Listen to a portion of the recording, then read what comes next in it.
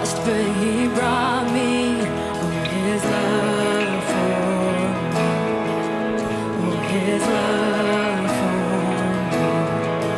Who the sun sets free. Oh, it's free indeed. I'm a child of God. Yes, I am. Free at last, He has ransomed. His grace runs deep. While I was a slave to sin, Jesus died for me. Yes, He died for me. Who the Son sets free. Oh, it's free indeed. I'm a child of God. Yes, I am.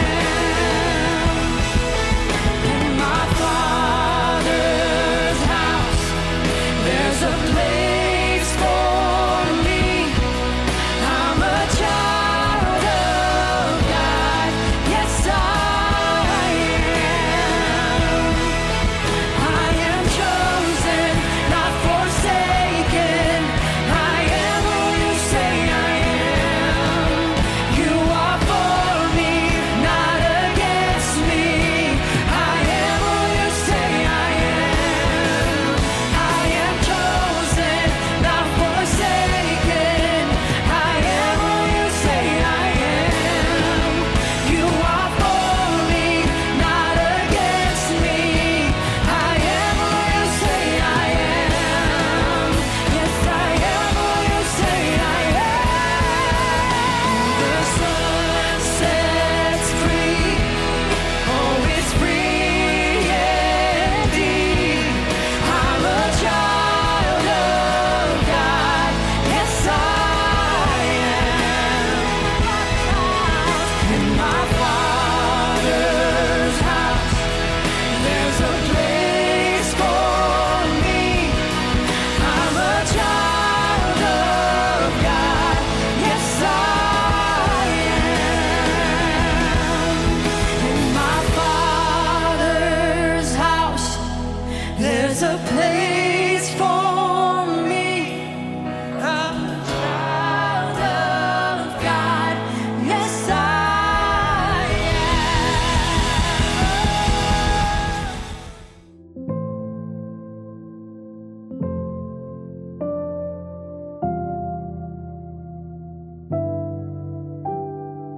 Selamat hari Minggu Bapak Ibu, selamat kita ketemu lagi dalam ibadah online dari NLCC Indonesia hari ini tanggal 1 September 2024. Bapak Ibu, kita baru saja menyelesaikan seri khotbah tentang pengampunan selama bulan Agustus. Dan hari ini selama bulan September kita akan belajar satu seri khotbah yang baru, yaitu tentang Tuhan dan uang. Dan hari ini saya akan mulai dengan topik yang pertama semua dengan seri khotbah Tuhan dan uang adalah Tuhan atau uang. Dasar firman Tuhannya dari Injil Matius pasal 6 ayat 24. Demikian firman Tuhan. Injil Matius pasal 6 ayat 24. Tak seorang pun dapat mengabdi kepada dua tuan, karena jika demikian ia akan membenci yang seorang dan mengasihi yang lain. Atau ia akan setia kepada yang seorang dan tidak mengindahkan yang lain. Kamu tidak dapat mengabdi kepada Allah dan kepada Mamon. Kita tundukkan kepala, kita berdoa Bapak Ibu. Tuhan, kami bersyukur, berterima kasih karena hari ini kami ada waktu lagi untuk duduk diam di sekitar firman-Mu, mendengarkan suara-Mu melalui kebenaran firman Tuhan hari ini. Hari ini, minggu pertama di bulan September, kami akan belajar atau memulai satu seri khotbah yang baru tentang Tuhan dan uang. Dan hari ini kami akan belajar firman-Mu di bawah satu tema, Tuhan atau uang. Hamba berdoa kiranya firman Tuhan yang sudah menguatkan, menjadi berkat lagi, memberikan pelajaran baru buat hamba. Yang akan hamba share pagi hari ini juga kiranya menjadi berkat, menguatkan untuk semua Bapak Ibu yang sedang mengikuti ibadah online hari ini, yang sedang mendengarkan firman-Mu. Berfirmanlah, bersabdalah Tuhan, karena kami sudah siap untuk mendengarkan suara-Mu. Hamba berdoa juga untuk perjamuan kudus hari ini. Tuhan berkati kami, sehingga lewat seluruh rangkaian khotbah hari ini, pujian penyembahan, firman-Mu hari ini, dan juga perjamuan kudus, kami semua diberkati lagi oleh Engkau. Dalam nama Tuhan Yesus kami berdoa. Amin. Bapak Ibu, saya mau mulai khotbah ini dengan satu cerita. Bukan kisah nyata, udah pasti. Suatu ketika ada seorang kaya yang sedang berada di ambang kematian, Bapak Ibu. Ini satu ilustrasi. Dia sangat sedih karena dia telah bekerja keras selama dia hidup mendapatkan banyak uang. Dan dia ingin membawa semua hartanya ke sorga lah, kira-kira begitu. Diceritakan dia mulai berdoa minta supaya dia bisa membawa sebagian dari hartanya yang banyak itu ke sorga. Oh, rupanya bukan semua, sebagian, Bapak Ibu. Singkat cerita, malaikat muncul dan memberikan jawaban pada dia bahwa dia tidak bisa membawa hartanya. Jangankan sebagian, sekecil apapun tidak boleh dibawa di sorga. Tapi rupanya laki-laki ini atau pria ini lumayan ngotot. Akhirnya dia coba berargumentasi atau ya ini dengan malaikat lah. Bukan tukar pikiran tapi ya argumentasi. Negosiasi. Dia katakan kepada malaikat, cobalah kamu negosiasi dengan Tuhan gitu. Boleh nggak saya bawa harta saya? Ayat pendek cerita Bapak Ibu, dia disetujui. Dia hanya bisa diizinkan bawa satu koper dari hartanya dia. Ya. Dia mulai masukkan Bapak Ibu apa yang dia masukkan dalam koper. Karena dia diizinkan bawa satu koper. Dia masukkan batangan emas murni ke kopernya yang paling besar. Dan dia taruh di sebelah tempat tidurnya Bapak Ibu. Menunggu saat dia mati. Saat kematiannya tiba Bapak Ibu.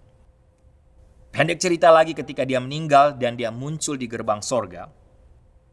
Yang jaga di situ Rasul Petrus, Bapak Ibu. Rasul Petrus sambut dia, kemudian Rasul Petrus bilang, coba kopernya, coba dilihat, saya mau periksa Bapak Ibu. Waktu Rasul Petrus buka kopernya itu, Rasul Petrus terkejut setengah mati dan Rasul Petrus teriak, "Hei, kamu ini apa-apaan? Ya ampun ini, kenapa kamu bawa ini untuk bahan-bahan yang dipakai untuk buat trotoar di sini, kamu bawa ke sorga?" Bapak Ibu, saya nggak tahu Bapak Ibu tahu artinya atau tidak cerita ini. Ingat Bapak Ibu, sulit bagi kita manusia untuk memahami sebenarnya bahwa betapapun berharganya uang kita, betapapun berharganya harta atau berapapun banyaknya harta yang kita miliki di dunia ini, Bapak Ibu jangan lupa semua itu hanyalah sampah. Sampah jika dibandingkan dengan kebesaran keagungan Tuhan itu sendiri.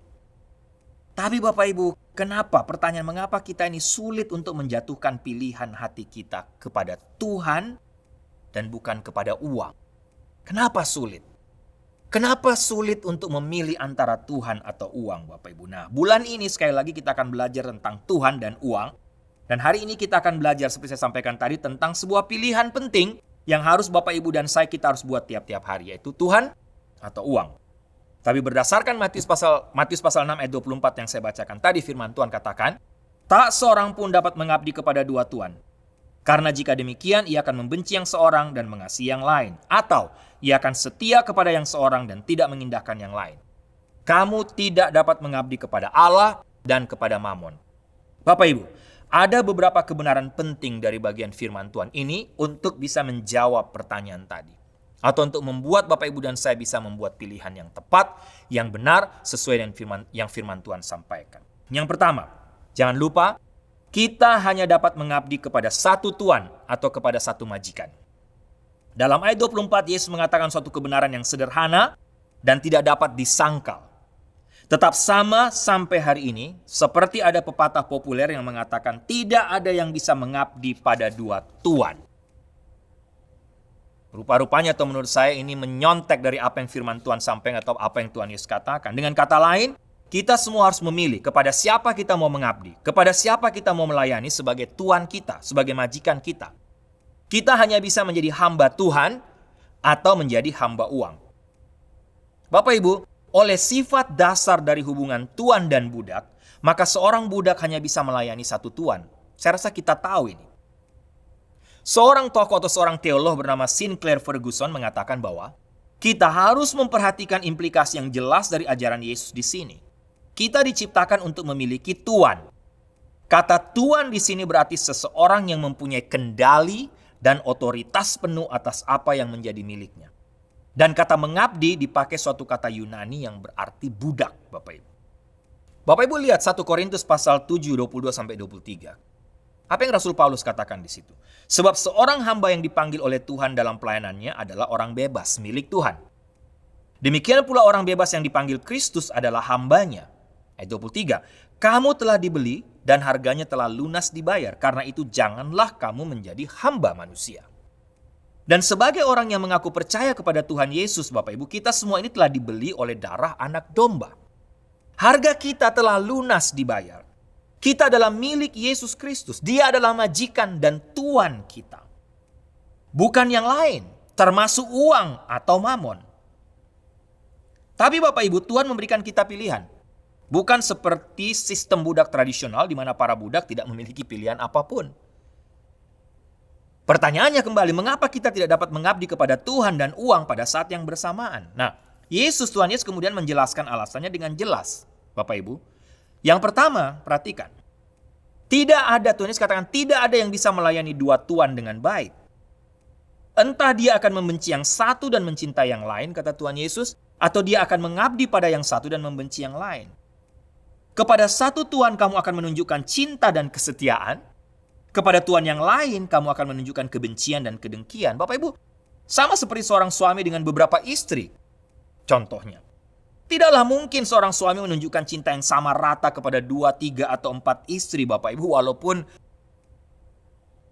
banyak laki-laki yang punya istri lebih dari satu katakan, oh saya akan memberikan rasa sayang yang sama.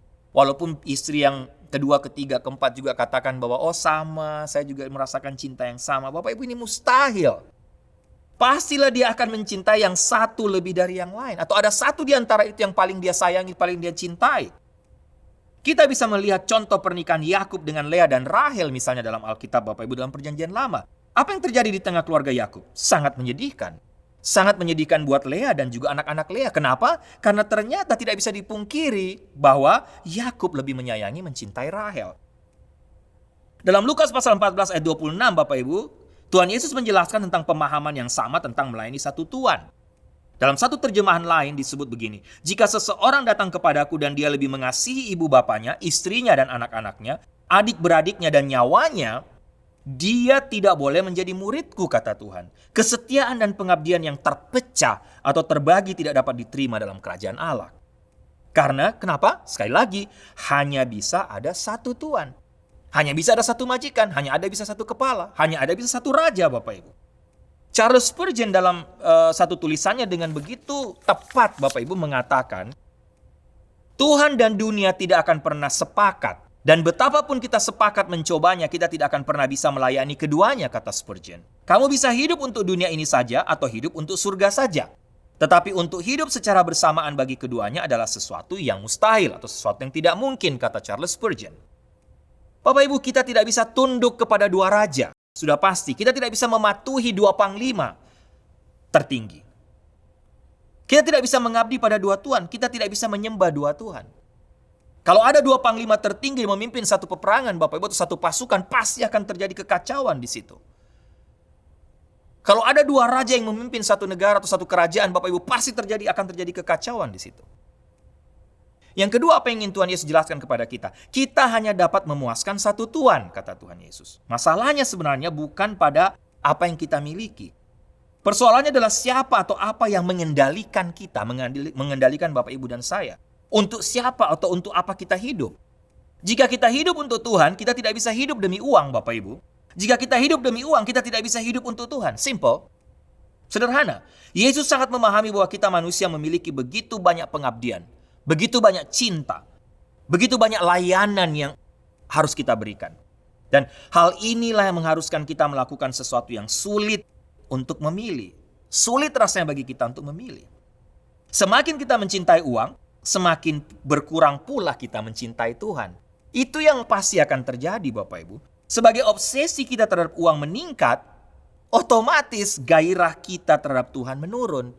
Secara praktis, semakin banyak kita bekerja untuk mencari uang, tentunya akan semakin kurang waktu-waktu kita dengan Tuhan. Bukankah seperti itu, Bapak Ibu? Semakin kita menambah hari dalam satu minggu untuk bekerja, tentunya akan semakin kurang hari yang kita berikan untuk Tuhan. Ketika kita bekerja demi mencari uang lebih, akhirnya mau tidak mau apa yang kita korbankan? Yang kita korbankan adalah hari-hari beribadah kita kepada Tuhan, Bapak Ibu. Itu tidak bisa kita pungkiri. Sekali lagi, semakin kita mencintai uang, semakin berkurang pula kita mencintai Tuhan. Uang adalah tuan yang kejam, Bapak Ibu, jangan pernah lupa. Dan kita tidak dapat memuaskannya Atau sebaliknya, uang tidak akan dapat memuaskan jiwa kita. Bapak Ibu garis bawahi kalimat saya, menjual jiwa kita pada uang, kita akan kehilangan jiwa kita dari Tuhan. Uang Bapak Ibu dalam analisis terakhir sebagai dewa, hanya akan menjatuhkan kita dalam lembah kehancuran. Hanya Tuhan yang mampu mengangkat kita kembali Bapak Ibu. Orang yang berusaha memuaskan tuan uang akan mengalami kekecewaan dan kekosongan hati. Karena apa Bapak Ibu? Sekali lagi, karena hanya mengabdi kepada Tuhan saja yang empunya alam semesta, termasuk yang empunya uang Bapak Ibu dan saya. Dia saja yang dapat mengisi kebutuhan jiwa kita yang paling dalam. Sekali lagi Bapak Ibu, uang, harta tidak akan memberikan kita rasa cukup. Malah sebaliknya membuat kita akan terus haus dan haus lagi. Dan apa yang kita lakukan? Kita terus merasa kurang. Apa yang kita lakukan? Terus mencari uang lebih lagi, cari uang lebih lagi. Bapak Ibu, karena itu kita hanya bisa sekali lagi menundukkan hati kita kepada Tuhan. Sebagai Tuhan kita yang akan memberikan rasa puas kepada kita. Dengan melayani Tuhan saja, hati Tuhan disenangkan, hati Tuhan dipuaskan, dan Tuhan pun akan memberkati Bapak Ibu dan saya. Ada satu ilustrasi menarik Bapak Ibu dari sebuah movie. Bruce Almighty, sebuah film yang sempat hit di tahun 2006. Mungkin sebagian besar Bapak Ibu pernah nonton film ini. Tokoh utamanya Bruce Nolan yang diperani oleh Jim Carrey. Bruce Almighty bercerita tentang seorang pria bernama film Bruce Almighty bercerita tentang seorang pria bernama Bruce Nolan, seorang reporter di sebuah stasiun televisi yang sering mendapatkan kesialan dalam hidupnya. Pokoknya selama hidupnya sial terus. Akhirnya dia merasa kurang puas dengan apa yang sudah dicapainya atau apa yang dia punya. Nah, hal yang paling dia mimpikan di tempat bekerja ternyata malah jatuh kepada orang yang dia anggap sebagai kompetitornya. Si Nolan ini, Bruce Nolan Bapak Ibu. Dan menurut Nolan hanya dialah yang pantas dan berhak atas hal itu. Tapi kenapa jatuh kepada orang lain? Misalnya saja Bapak Ibu diceritakan saat promosi dia berharap dia bisa menjadi pembawa berita utama. Tapi malah sang kompetitor yang dapat job tersebut. Malah sebaliknya yang terjadi pada Bruce Nolan, dia dipecat. Kira-kira begitu. Kehilangan pekerjaan, Bruce semakin banyak berkeluh kesah dengan hidupnya dan sering protes sama Tuhan. Dia hujat Tuhan, dia marah sama Tuhan, dia komplain, dia anggap Tuhan tidak melakukan pekerjaannya dengan benar, kira-kira gitu. Dia bilang, ini salahnya Tuhan. Bapak Ibu, Bruce selalu menyalahkan Tuhan atas hal-hal yang buruk yang dialaminya, sampai satu hari dia mendapat perhatian dari Tuhan, kira-kira diceritakan dalam movie tadi. Saat Tuhan mengirim pesan kepadanya lewat ini film komedi, lewat pager. Lalu Bruce menelpon nomor tersebut dan mendatangi alamat yang diberikan, kira-kira begitu. Jadi bertemu dengan Tuhan kira-kira. Nah, kebetulan dalam movie itu Tuhan itu diperankan oleh Morgan Freeman, Bapak Ibu, yang sebenarnya sudah mendengar semua keluhan, hujatan, komplain dan gerutuan, bahkan cacian dari Bruce kepada Tuhan, maksudnya kepada Tuhan waktu itu. Maka agar Bruce tahu gimana rasanya mengurus dunia, diceritakan Morgan Freeman atau Tuhan waktu itu meminta Bruce untuk mewakili dirinya selama beberapa hari, sementara dia, Tuhan atau Morgan Freeman, ambil vacation. Ambil cuti, liburan. Wah Bapak Ibu, tanpa ragu, akhirnya dijadikanlah atau Tuhan atau Morgan Freeman memberikan segala kekuatan yang dimilikannya, yang dia punya kepada Bruce Nolan. Contohnya istilahnya, ya dia digantian lah, dia yang jadi Tuhan. Singkat Bapak Ibu, singkatnya, Bruce dengan segala kekuatan yang dipinjamkan kepadanya untuk jadi Tuhan sementara, apa yang dia bisa lakukan? Dia hanya bisa melakukan, justru bukan hal-hal yang penting, dia melakukan hal-hal yang tidak perlu. Hanya mencari pengakuan dari orang-orang yang dulunya merendahkan dirinya. Dia ingin buktikan bahwa sekarang dia bisa melakukan semuanya. Dia balas dendam kepada siapa saja yang pernah berbuat tidak menyenangkan dia, yang pernah menyakiti hatinya, dia balas. Dia lupa diri, karena dia bisa melakukan apa saja dengan kekuatan yang ada pada dirinya yang dia punya Bapak Ibu kira-kira. Dan Bapak Ibu ternyata juga diceritakan dia malah sangat kewalahan mengurus seluruh dunia. Bahkan dengan kekuatan Tuhan pun dia tidak bisa mengurus kehidupannya sendiri. Jangankan kehidupan dunia ini, jangankan ngurus dunia. Diceritakan di movie itu, kehidupan cintanya pun tidak bisa dia urus. Akhirnya yang terjadi malah dia ditinggalkan oleh kekasihnya. Yang dalam film itu diperankan oleh Jennifer Aniston, Bapak Ibu. Kekasihnya pada waktu itu. Bapak Ibu, itu Bruce Almighty. Apa arti atau poin yang ingin kita tarik dari sini? Bapak Ibu, Bruce bisa mendapatkan semua yang dia inginkan mungkin. Tapi akhirnya dia juga mendapati bahwa tidak ada yang benar-benar dia inginkan ternyata. Semua yang dia pikir dia butuhkan ternyata bukan itu yang dia butuhkan. Seperti Bruce Nolan dalam Bruce Almighty, Bapak Ibu. Coba Bapak Ibu perhatikan jujur. Kita pun seperti itu. Kita mengejar materi untuk mencari sesuatu yang tidak pernah bisa diberikan oleh materi itu sendiri. Tidak bisa diberikan oleh uang. Kita kerja keras untuk punya uang banyak, tapi uang itu tidak bisa memuaskan kita. Dunia materi dan spirit kemakmuran, Bapak Ibu kalau jujur, tidak bisa memberikan kepuasan kepada Bapak Ibu dan saya. Sejujurnya, ada cukup banyak orang yang paling sengsara hidupnya di dunia ini. Ternyata adalah orang-orang yang pernah hidup tidak kekurangan apapun yang bisa ditawarkan dunia kepada mereka. Ironis sekali. Dengan kata lain, mereka punya semua, mereka punya segalanya. Tapi rupanya baik uang sekali lagi, kekuasaan maupun pengakuan dari dunia ini tidak cukup untuk menggantikan kepuasan manusia yang hanya bisa diberikan oleh Tuhan. Itulah kepuasan hati, itulah kepuasan jiwa Bapak Ibu. Dalam upaya untuk mengisi kekosongan ini Bapak Ibu, manusia telah menyatakan, berbahagialah orang yang tegas, yang sombong, kira-kira terpandang, kuat, kaya, beruntung, glamor, populer, dan terkenal. Itu kata dunia, kata manusia. Tapi Bapak Ibu, dengan mengukur keberhasilan dalam hal kemajuan duniawi, kita telah menjadi buta terhadap besarnya kebangkrutan rohani dalam hidup kita, diri kita sendiri. Kalau saya boleh pakai analogi ini. Sekali lagi, dalam upaya mengisi kekosongan ini, kita sebenarnya telah menyatakan, oh, betapa bahagianya orang yang kuat, yang sombong, yang terpandang, yang kaya, yang beruntung, glamor, populer, terkenal, dikenal oleh banyak orang. Tapi Bapak Ibu, sekali lagi ketika kita berusaha mengukur keberhasilan dari segi duniawi Bapak Ibu, pada saat yang bersamaan, kita telah menjadi buta terhadap besarnya, betapa luar biasanya kebangkrutan secara rohani hidup kita. Terperangkap dalam realitas alternatif ini Bapak Ibu, hal terbaik yang bisa kita lakukan adalah apa? Justru mengalami kekecewaan total. Itulah yang dihadapi oleh Bruce Nolan tadi, yang pikir dia bisa jadi Tuhan, dia bisa mendapatkan semua yang dia inginkan. Tapi apa yang terjadi Bapak Ibu? Akhirnya apa? Kita semua mendapati diri kita seperti orang banyak yang berkumpul untuk mendengarkan Yesus. Putus asa, tak berdaya.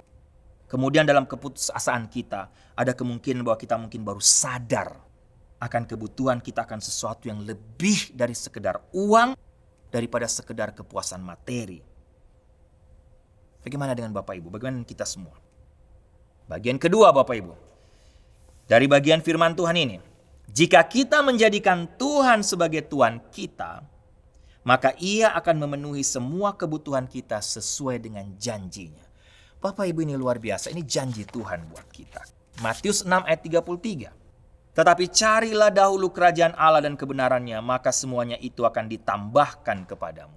Bapak Ibu, ketika Bapak Ibu dan saya menjadikan Tuhan sebagai Tuhan kita, yang mengontrol hidup kita, menjadi Tuhan atas segala aspek hidup kita, menjadi satu-satunya yang kita senangkan, maka semua berkat lain yang dikejar oleh para budak uang akan diberikan kepada kita tanpa perlu kita mengejarnya. Bapak Ibu, bukankah ini sesuatu yang luar biasa? Cari dahulu kerajaan Allah. Artinya jadikan Tuhan sebagai Raja, sebagai Tuhan satu-satunya, Tuhan majikan kita satu-satunya dalam hidup kita. Hormati Dia. Tempatkan Dia sebagai yang utama, yang pertama dalam hidup kita. Maka semuanya itu akan ditambahkan kepadamu. Bapak Ibu, masalahnya adalah kita seringkali melakukan yang sebaliknya. Akhirnya justru kita kehilangan semuanya. Terbalik. Saya tutup khotbah saya ini Bapak Ibu, Tuhan atau uang, dengan satu cerita lagi, ilustrasi. Tadi bukan kisah nyata, pembuka, ini penutup kisah nyata. Ini kisah nyata tentang seorang bernama Edwards yang baru saja memasukkan $40 ke dalam mesin penjual tiket lotre di sebuah supermarket di Los Angeles. Ketika Bapak Ibu, waktu dia memasukkan $40, kira-kira ada seorang yang tidak dia kenal, yang sangat kasar, tiba-tiba menabrak dia, menyebabkan dia secara tidak sengaja menekan nomor yang salah pada mesin lotre tadi. Karena ditabrak, dia pencet nomor yang salah Bapak Ibu. Diceritakan, dikatakan Edward bilang dia hanya nabrak saya, tapi dia tidak bilang apa-apa, tiba-tiba tabrak, lari, keluar begitu saja. Nah, Edwards awalnya merasa kesal kepada orang tadi, marah betul. Karena dia baru saja memasukkan hampir seluruh uangnya ke dalam mesin dan sekarang dia terpaksa harus bermain tiket lotre yang bukan pilihannya. Maksudnya karena ditabrak tadi salah pencet. Dia biasanya membeli tiket yang lebih murah Bapak Ibu. Tetapi gara-gara dia ditabrak tadi dengan tidak sengaja oleh orang tadi, membuat dia membeli tiket itu seharga $30 sebanyak 200 kali Bapak Ibu. Jadi bayangkan Bapak Ibu keselnya karena ini perbedaan yang luar biasa. $30 sebanyak 200 kali hanya karena salah pencet tadi, kan totalnya kan $6.000 Bapak Ibu. Kekesalan dan frustrasinya Bapak Ibu dari Edwards tadi tiba-tiba cepat berubah menjadi satu kaget luar biasa, sampai-sampai tidak percaya Bapak Ibu waktu dia kembali lihat tiketnya dan mendapati bahwa karena ditabrak dengan tidak sengaja tadi, dia memenangkan jackpot. Berapa Bapak Ibu tahu? $10 juta. Menang akhirnya gara-gara tidak sengaja ditabrak tadi, salah pencet nomor tadi. Bapak Ibu diceritakan, kata Edward, dia pergi ke pinggir, lihat lagi, dia coba lihat lagi. Dia lihat lagi, dia pikir ini jangan-jangan salah Bapak Ibu. Tapi Bapak Ibu ternyata benar. Edwards mendapatkan jackpot $10 juta. Bapak Ibu. Mungkin Bapak Ibu tanya, Pak Ri, kalau gitu kita boleh main lotre dong. Mudah-mudahan kita ketabrak gitu, ditabrak orang, kita salah pencet, kita dapat jackpot. Nah Bapak Ibu, ini topik menarik. Boleh main lotre atau tidak, ini perlu kita diskusikan, ini perlu pemahaman tersendiri. Jemaat NLCC Indonesia, mungkin kita bisa kapan-kapan kita diskusi di Bible Study. Bapak Ibu, poinnya apa di sini sebagai penutup? Mungkin Tuhan tidak memberkati kita dengan cara Edwards mendapatkan $10 juta tadi dalam waktu sesaat gara-gara ditabrak, salah pencet, tiba-tiba menang jackpot, kira-kira begitu Bapak Ibu. Tapi Bapak Ibu, yang saya ingin sampaikan kepada Bapak Ibu sebagai penutup khotbah saya ini, percayalah bahwa Dia adalah Tuhan yang tidak pernah ingkar janji. Ketika kita Bapak Ibu dan saya menjadikan Dia Tuhan atas hidup kita, yang kita layani dengan hati kita tertuju hanya kepadanya saja, tidak mendua hati dengan uang, dengan dunia, dengan materi, dengan kekayaan, maka justru Tuhan katakan janjinya adalah maka segala yang Bapak Ibu dan saya butuhkan akan Dia tambahkan dengan cara-cara yang tidak terduga.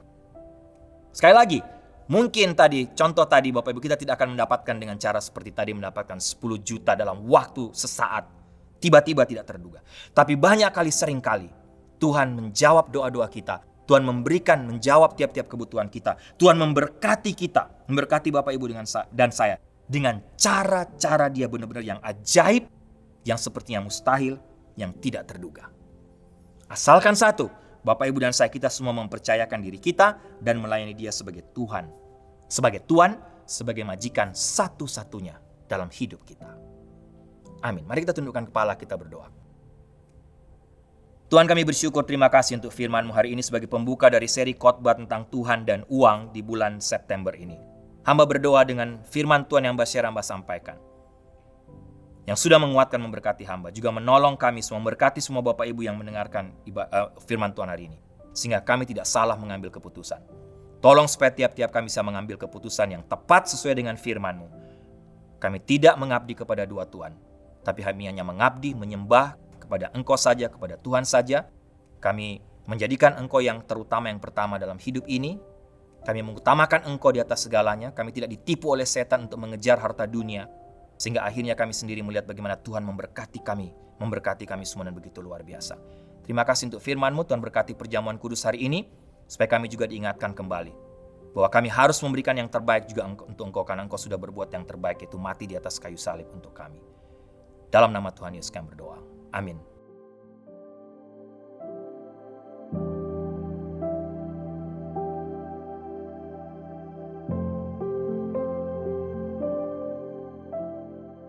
Bapak Ibu, mari kita siapkan hati untuk masuk dalam perjamuan kudus hari ini.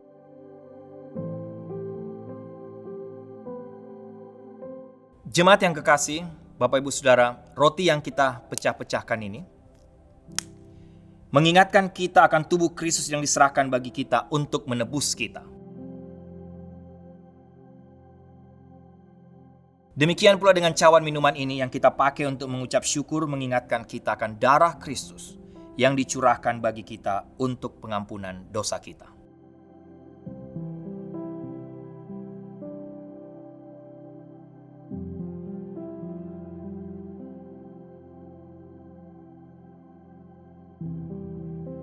Bapak bisa mengangkat roti di tangan kanan Bapak Ibu. Yesus berkata, "Inilah tubuhku yang diserahkan bagi kamu. Perbuatlah ini menjadi peringatan akan aku." Makanlah.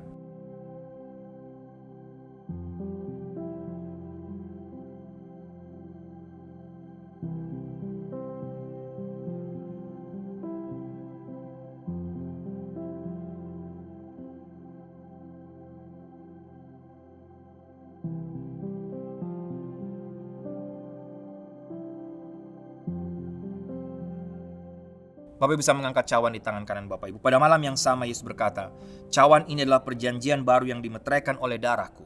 Perbuatlah ini setiap kali kamu meminumnya menjadi peringatan akan aku." Minumlah.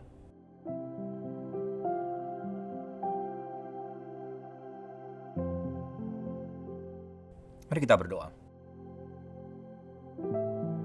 Tuhan, sekali lagi kami datang kepada Engkau, bersyukur berterima kasih. Hari ini kami ada waktu untuk merayakan perjamuan kudus, mengingat kembali apa yang sudah Engkau lakukan di atas kayu salib. Dan doa hamba selalu, tiap kali mengikuti perjamuan kudus seperti ini, tolonglah kami, tidak hanya pakai waktu ini untuk mengingat saja, mengenang apa yang Engkau sudah buat di Bukit Golgota, tapi hari ini, makan roti, minum anggur, sebagai lambang dari tubuhmu yang hancur, darahmu yang tercurah. Kami juga ada waktu untuk mengambil resolusi baru, komitmen baru di hadapan Engkau. Paling tidak mengambil komitmen untuk hidup serius, hidup sungguh-sungguh, mencintai Engkau, menempatkan Engkau di atas segalanya, menjadikan Engkau Tuhan satu-satunya dalam hidup ini. Hidup dalam kekudusan, melayani Engkau, memberikan yang terbaik untuk Engkau. Karena Engkau sudah terlebih dahulu memberikan yang terbaik, yaitu tubuhmu sendiri, darahmu tercurah, supaya kami semua bisa mendapatkan hidup kekal. Terima kasih Tuhan, terima kasih untuk perjamuan kudus hari ini. Dalam nama Tuhan Yesus kami berdoa. Amin.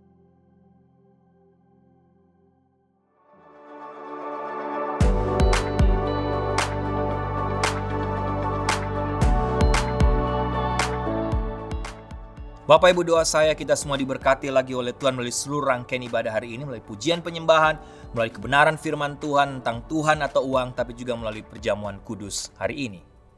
Jemaat yang kekasih, tundukkanlah kepalamu, arahkan hatimu kepada Tuhan, dan terimalah berkat Tuhan. Anugerah keselamatan dari Tuhan Yesus Kristus, kasih sayang yang tidak berkesudahan dari Allah Bapa, serta penyertaan dari Roh-Nya yang kudus kiranya menyertai engkau sekalian, mulai hari ini sampai Maranatha Tuhan Yesus datang kembali. Haleluya, amin.